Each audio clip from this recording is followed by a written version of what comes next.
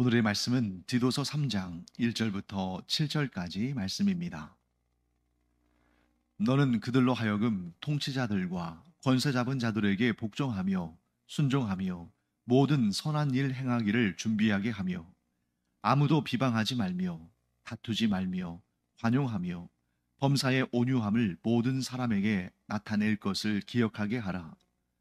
우리도 전에는 어리석은 자요 순종하지 아니한 자요 속은 자요 여러 가지 정욕과 행락에 종노릇한 자요 악독과 투기를 일삼은 자요 가증스러운 자요 피차 미워한 자였으나 우리 구주 하나님의 자비와 사람 사랑하심이 나타날 때에 우리를 구원하시되 우리가 행한 바 의로운 행위로 말미암지 아니하고 오직 그의 긍휼하심을 따라 중생의 씻음과 성령의 새롭게 하심으로 하셨나니 우리 구주 예수 그리스도로 말미암아 우리에게 그 성령을 풍성히 부어 주사 우리로 그의 은혜를 힘입어 의롭다 하심을 얻어 영생의 소망을 따라 상속자가 되게 하려 하심이라.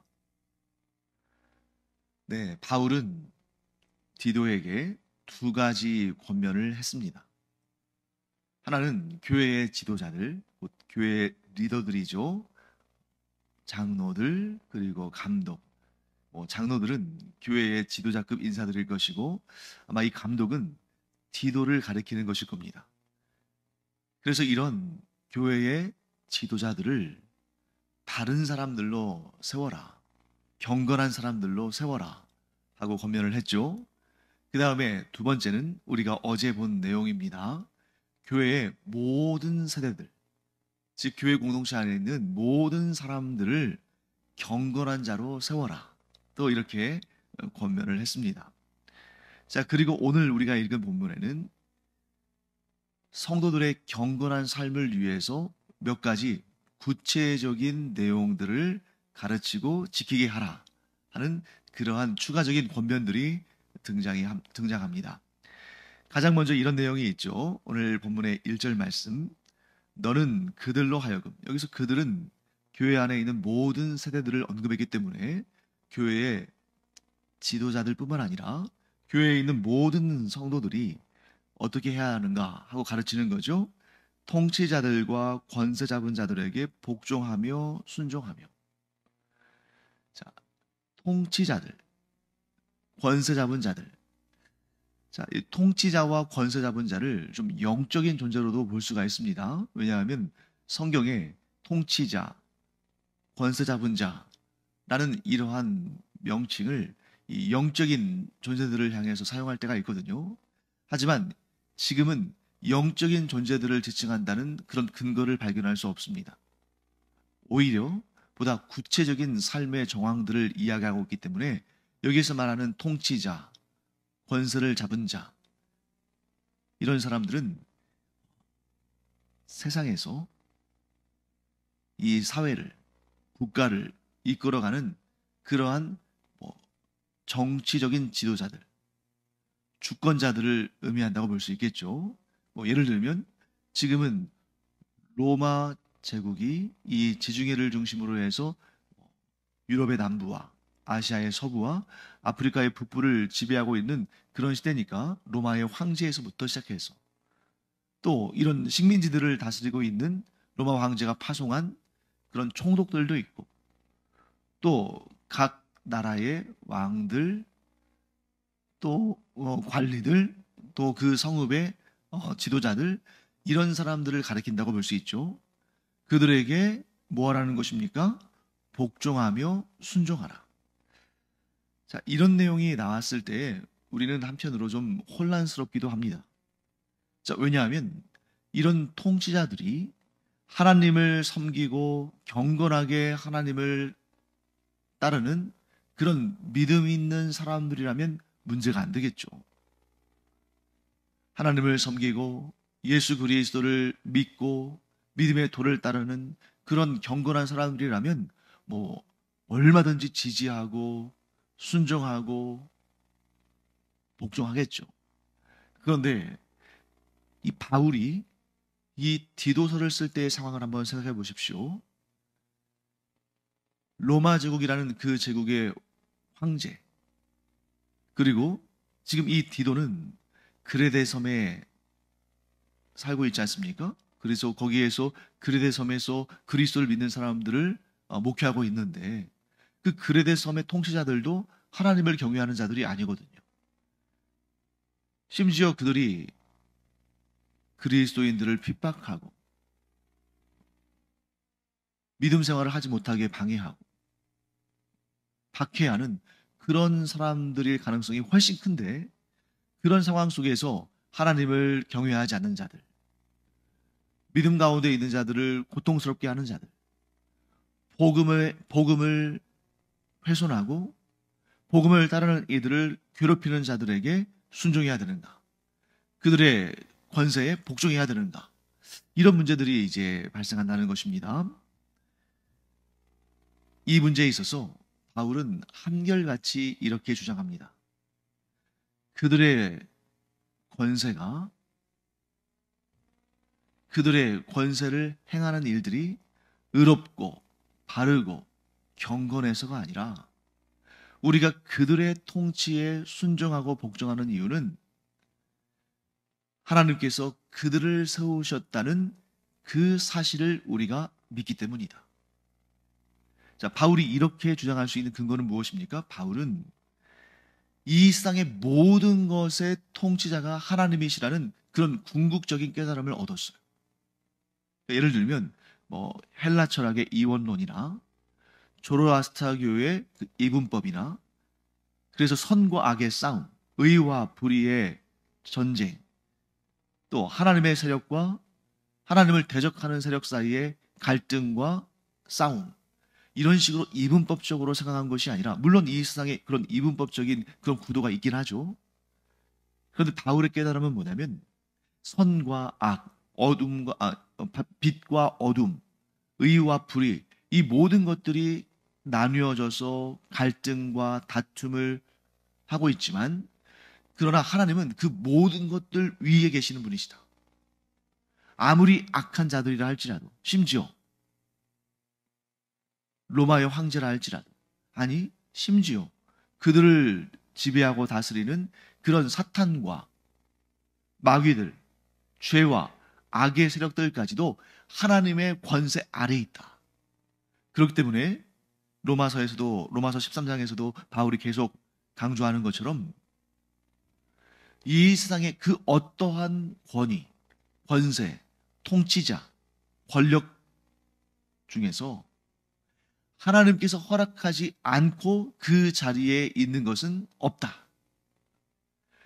그 권세자들이 하나님의 뜻을 따르지 않고 하나님을 대적하고 그리스도인들을 핍박하는 그런 잘못된 일을 행하고 그런 죄를 범할 뿐이지 어느 누구도 하나님께서 허락하지 않으시면 그 권세를 가질 수 없고 그 권위를 행사할 수 없다.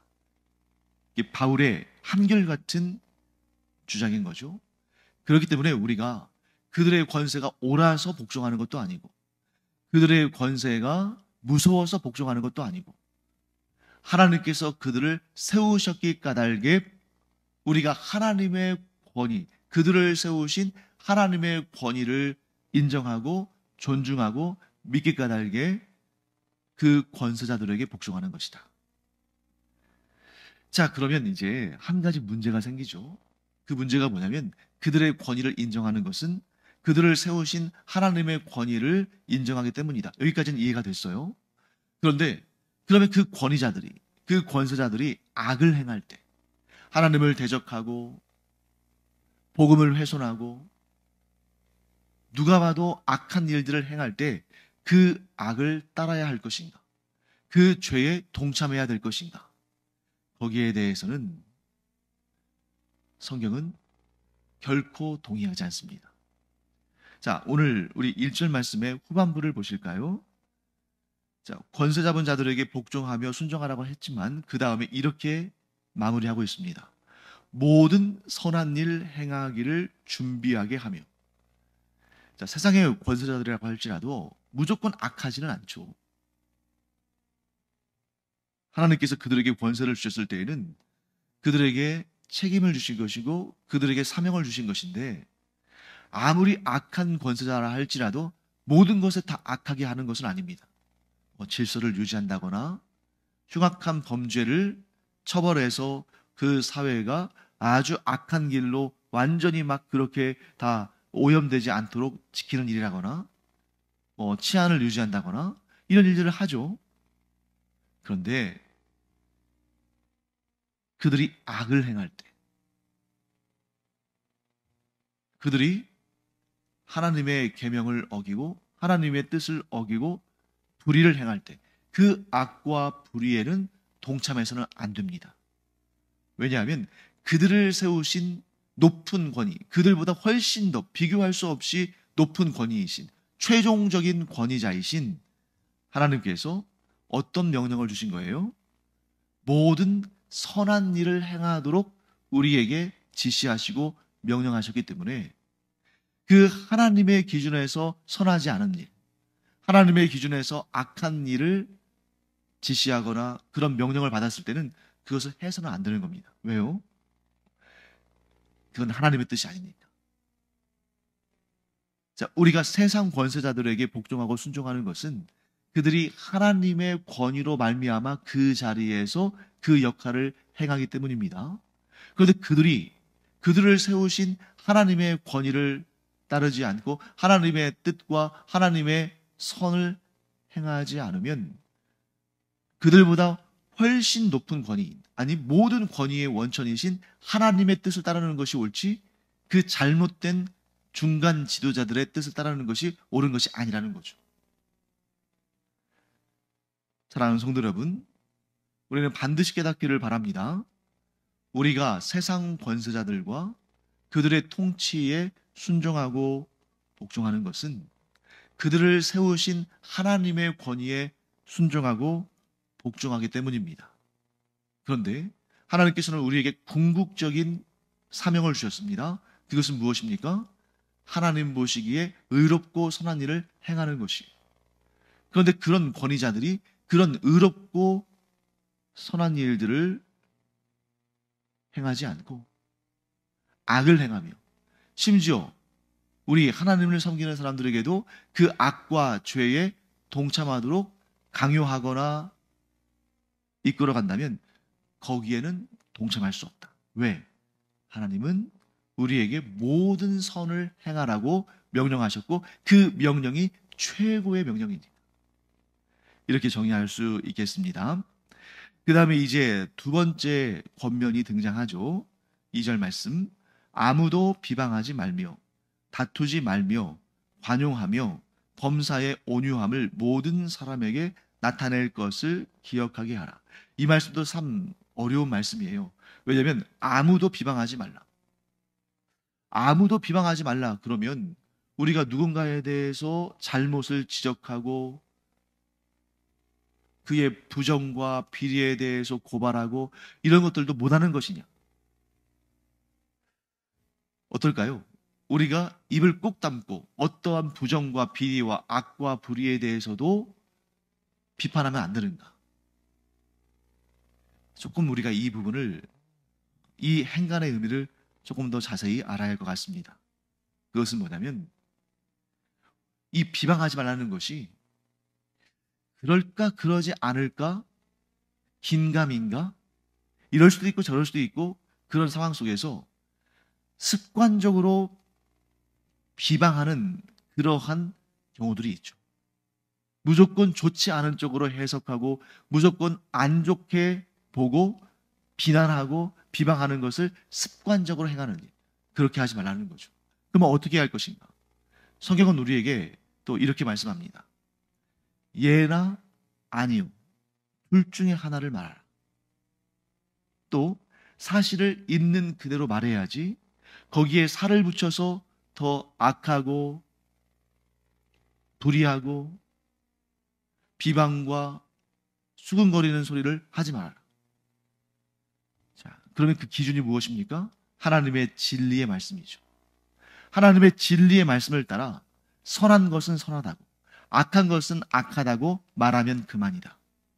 그런데 거기에 자기의 감정이나 혹은 선입관이나 그런 것들을 막 보태가면서 그 죄성의 어떤 발로죠. 죄성이 드러나는 모습이죠. 그렇게 해서 더 악하고 더 나쁘고 더 불의하고 한 모습으로 막 그렇게 해석하면서 나아가는 것. 그 하나님께서 기뻐하는 것이 아니라는 것입니다.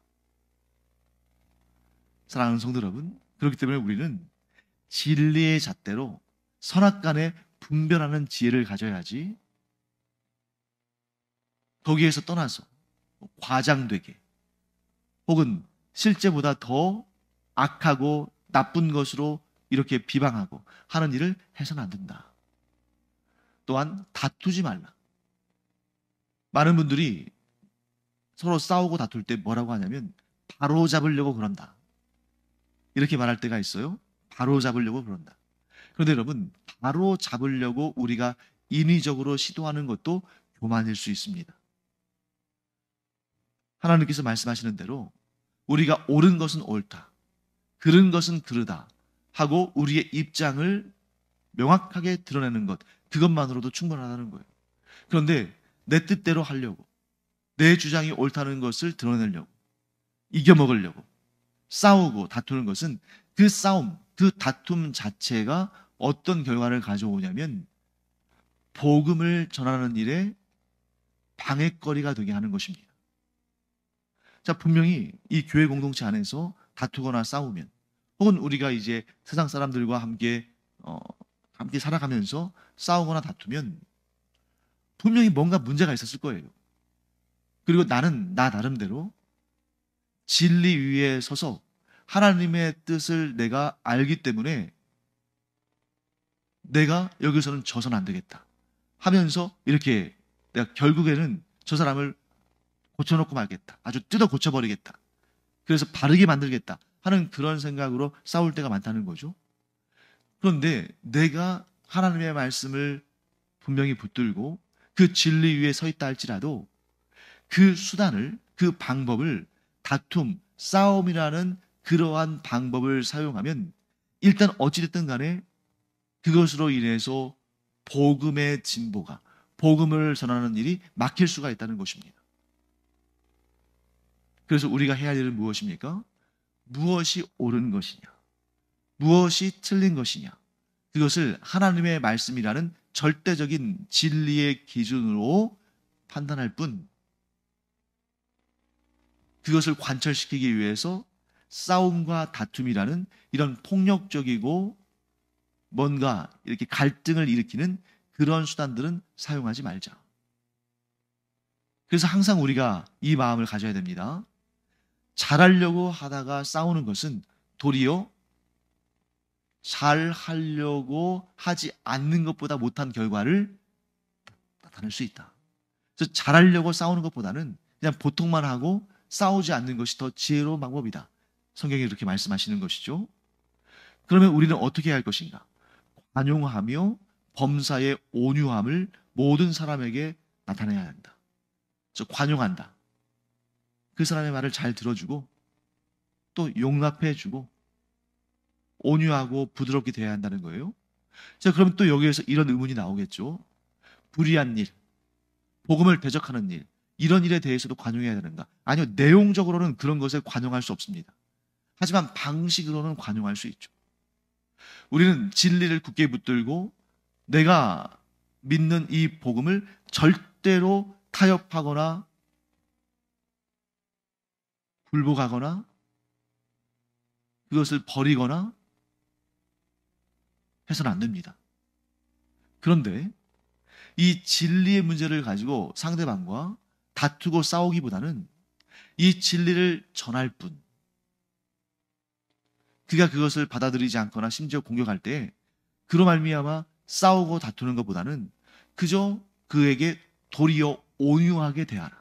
왜요? 그것이 예수님의 방식이고 또한 예수님께서 우리에게 지시하신 명령이기 때문에. 복음을 전하기 위해서 이게 가장 중요한 일이니까 내가 싸우고 다투어서라도 이 복음을 전해야겠다. 그 마음은, 그 열심은 참 가상합니다만 그런 방법이 결코 좋은 결과를 나타내지 못한다는 거죠. 왜? 사람들의 마음을 막히게 하는 그런 방법이 되기 때문입니다. 자, 그러면 우리는 이 복음을 전하는 일에 있어서 우리의 열심을 어느 정도까지 컨트롤해야 되는가? 하나님은 이렇게 말씀하셔요. 복음을 전하는 것까지는 너희의 몫이지만 그러나 그 복음의 열매까지 책임지려고 하지 마라. 그러니까 우리가 이 복음을 전하는 일로 인해서 이 진리를 지키는 일로 인해서 우리가 싸우고 다투는 그 이유 중에 하나가 뭐냐면 이걸 내가 지키려고 하는 거예요. 또 내가 관철시키려고 하고 내가 그 사람을 뭐 멱살이라도 잡아서 구원의 길로 이끌어가야 한다. 이런 너무 과도한 책임감. 또 내가 그 일을 해야 한다는 그런 너무 과도한 자기 주도성. 이런 것 때문에 그러한 좀 반발이나 마찰이 일어나는 그런 방법과 수단을 사용하기도 한다는 거죠. 그런데 그것보다는 나는 하나님의 뜻을 따라 나는 예수 그리스도의 명령을 따라 전할 뿐 이 결과는 하나님께서 책임지신다. 내가 싸우고 다퉈서 이룰 일이 아니라 나는 내 본분을 행할 뿐이고 끝까지 관용하며 온유하며 누가 이 복음을 지키는 일로 인해서 이 복음을 전하는 일로 인해서 얼굴에 침을 뱉고 조롱하고 공격한다 할지라도 예수님과 같이 끝까지 관용하며 온유하고 그러나 이 결과는 내가 주관할 수 있는 것이 아니라 하나님께서 이룰 것이라는 그 믿음으로 내가 여기에서 더 나가지 않는다. 내가 주도하면서 싸우면서 다투면서 내가 그 열매를 맺으려고 그 열매를 수확하려고 하지 않는다. 왜? 그것을 책임지실 분은 하나님이시니까. 자, 그러면 왜 우리가 그렇게 관용하고 오래 참고 용납하고 온유하게 대해야 할까? 답이 3절에 나옵니다. 우리도 전에는 어리석은 자요, 순종하지 아니한 자요, 속은 자요, 여러 가지 정욕과 행락의 종노릇한 자요, 악독과 투기를 일삼은 자요, 가증스러운 자요, 피차 미워한 자였으나 내가 그렇게 하나님의 말씀을 거부하고 복음을 배척하고 싸우고 다투고 죄악 가운데 있던 자였는데 그런 나를 하나님께서 오래 참아주시고 너그럽게 관용하시고 온유하게 여겨주셔서 오늘날 내가 하나님의 그 은혜로 구원받은 사람이 되었는데 나는 그 하나님의 은혜와 관용과 온유하심으로 구원받았으면서 다른 사람에게는 그런 관용과 온유함을 베풀지 않는다면 그건 너무 뻔뻔한 일이 아닌가 하는 것입니다. 사랑하는 성도 여러분, 우리가 구원의 은혜를 받은 것은 4절 말씀에서 나오는 것처럼 우리 구주 하나님의 자비와 사람 사랑하심이 나타날 때에 우리를 구원하시되 우리가 행한 바 의로운 행위로 말미암지 아니하고 오직 그의 긍휼하심을 따라 중생의 씻음과 성령의 새롭게 하심으로 하셨나니 우리가 하나님의 은혜로 그리스도의 희생과 헌신의 사랑으로 구원을 받았다면 우리도 그렇게 은혜를 베풀고 관용을 베풀고 온유함으로 믿지 않는 자들을 대하며 그들과 싸우기보다는 오히려 희생하는 방법을 취하는 것이 진정 우리가 하나님의 은혜를 경험한 자요 그리스도의 사랑을 경험한 자라는 것을 가장 확실하게 증거하는 것이다 하는 것입니다. 사랑하는 성도 여러분, 왜 우리가 사람들에게 다투거나 싸우지 않고 관용하며 온유해야 됩니까? 우리가 하나님의 관용하심과 온유하심으로 구원을 얻은 자이기 때문에. 우리가 왜 사람들에게, 반응도 없는 사람들에게, 아니 심지어 우리를 괴롭히고 고통스럽게 하는 사람들에게 은혜를 베풀어야 됩니까? 우리도 그렇게 악한 자고 그렇게 불의한 자였으나 하나님께서 우리에게 은혜를 베푸셔서 우리가 구원받았기 때문입니다. 결코 우리가 먼저 은혜를 베풀고 우리가 먼저 관용하고 우리가 먼저 온유한 그런 손해보는 일을 한 게 아니에요. 우리가 하나님께로부터 그런 은혜와 관용과 온유하심을 얻고 구원받았기 때문에 나도 그렇게 은혜를 베풀고 관용하고 온유함으로 이 생명 구원의 역사에 그가 동참하도록 그렇게 베풀어주는 삶을 사는 것이다. 이 관점을 우리가 가지고 항상 싸워야 할 상황이 생겼을 때, 막 기분이 언짢고 막 좀 험한 말이 나올 것 같을 때, 다툼이 일어날 것 같을 때 항상 마음속에 이 사실을 우리가 깨닫고 실천하기 바랍니다. 뭡니까? 내가 하나님의 은혜를 받고 하나님의 관용과 온유하심 가운데 구원받았는데 저 사람도 내가 하나님의 그 구원받기 이전에 그런 나의 상태와 똑같구나. 내가 하나님의 마음을, 하나님의 은혜를 저 사람에게 전하는 삶을 살아야지 하면서 관용과 온유함으로 은혜를 베푸는 우리가 되기를 간절히 축원합니다. 기도하겠습니다. 하나님, 하나님의 은혜로 저희가 구원받았사오니 이제 저희도 하나님의 은혜와 같은 그러한 은혜를 베푸는 자들이 되어서 과거의 나와 같은 불의하고 죄 가운데 거하며 하나님을 대적하는 자들을 하나님께로 인도해서 구원에 이르도록 하는 하나님의 귀한 도구로 저희들이 쓰임받게 하여 주시옵소서. 감사드리며 예수님의 이름으로 축복하며 기도합니다. 아멘. 기도하는 시간입니다. 이 기도의 시간에 우리가 얼마든지 관용과 온유를 베풀 수 있어요. 우리에게 잘못 행하고 우리가 복음을 전해도 핍박하고 우리에게 오히려 막 악을 행하는 자가 있을 때에 우리도 사람이기 때문에 참 마음이 좋지 않고 쏘아붙이고 싶고 싸우고 싶고 다투고 싶고 보복하고 싶고 할 수 있습니다. 그때 오늘의 말씀을 붙들고 우리 이렇게 기도하기 바랍니다. 하나님, 저 사람이 지금 하나님의 은혜를 몰라서 그리스도의 복음을 몰라서 저렇게 반응합니다만 저도 옛날에 그랬습니다. 저에게 베푸셨던 은혜를 저 사람에게도 베풀어 주시옵소서 하고 그를 품고 기도하는 것에서부터 관용과 온유함이 시작되는 거죠. 우리 그런 기도하고 우리가 하나님의 은혜의 통로가 되기를 간절히 축원합니다. 기도하겠습니다.